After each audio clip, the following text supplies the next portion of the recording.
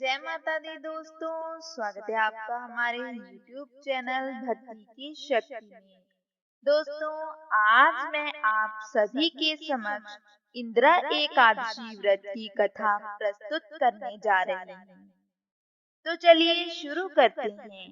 युधिष्ठिर ने भगवान श्री कृष्ण से पूछा, हे माधव, कृपा कर मुझे बताएं कि अश्विन के कृष्ण पक्ष में कौन सी एकादशी आती है। कृपया मुझे उस एकादशी का नाम बताएं। भगवान श्री कृष्ण ने युधिष्ठिर से कहा, अश्विनी मास में इंदिरा एकादशी आती है। इस व्रत के प्रभाव से बड़ा पाप भी नष्ट हो जाता है। जो पितृ नीच योनि में पड़े हुए हैं, इंदिरा एकादशी से उनकी समृद्धि हो जाती है। हे राजन, ध्यान पूर्वक इस एकादशी की कथा सुनो।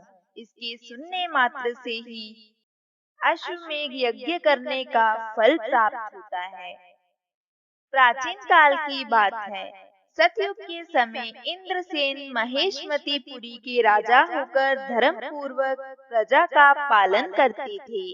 राजा इंद्रसेन एक धार्मिक व्यक्ति थे। राजा इंद्रसेन हमेशा प्रजा के भले के लिए सोचते एवं कार्य करते थे। राजा इंद्रसेन भगवान विष्णु के परम भक्त थे। एक दिन राजा सभा में बैठे हुए थे, तभी देव ऋषि नारद वहां पर आए। उन्होंने राजा को प्रणाम किया।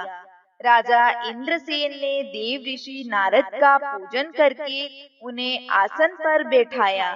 इसके बाद नारद मुनि से बोले, हे मुनिवर, आपकी कृपा से मेरे राज्य में सब कुछ सकुशल है। आप अपने आगमन का कारण बताएं। आपकी बहुत कृपा होगी। नारद जी बोले, हे राजन, मैं ब्रह्मलोक से यमलोक आया था। वहाँ यमराज की सभा में मैंने तुम्हारे पिता को देखा। वह व्रत भंग के दोष के कारण वहाँ थे। उन्होंने तुम्हारे लिए एक संदेश दिया है, उसे ध्यान पूर्वक सुनो। उन्होंने कहा है, पिछले जन्म में किए पाप कर्मों के कारण मैं यमलोक में हूँ। पुत्र, अगर तुम इंदिरा एकादशी का व्रत करो तो मुझे स्वर्ग की प्राप्ति हो सकती है।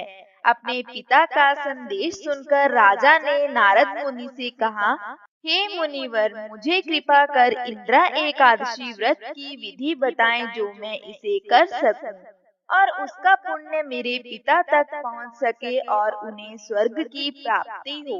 नारद ने कहा, हे राजन, ध्यान पूर्वक सुनो। अश्विनी मास के कृष्ण पक्ष में दशमी तिथि के उत्तम दिन प्रातः काल उठकर स्नान करें और फिर दोपहर में भी स्नान करें। एक ही समय भोजन ग्रहण करें। रात्रि में भूमि पर शयन करें। श्रद्धा पूर्वक पितरों का श्राद्ध करें और एक समय ही भोजन ग्रहण करें। एकादशी के दिन प्रातः काल उठकर दातुन आदि करके स्नान करके स्वच्छ वस्त्र धारण करें। उसके बाद एकाग्रचित्त होकर भगवान शालिग्राम की पूजा करें। ब्राह्मणों को भोजन करवाएं। पितरों के नाम पर दान में दिया गया अन्न पिंड गाय को खिलाएं। भगवान विष्णु की पूजा करें और रात्रि में जागरण करें। सुबह होने पर द्वादशी के दिन दोबारा पूजा कर और ब्राह्मणों को भोजन करवाएं और स्वयं अपने परिजनों के साथ भोजन करते समय मौन रखें।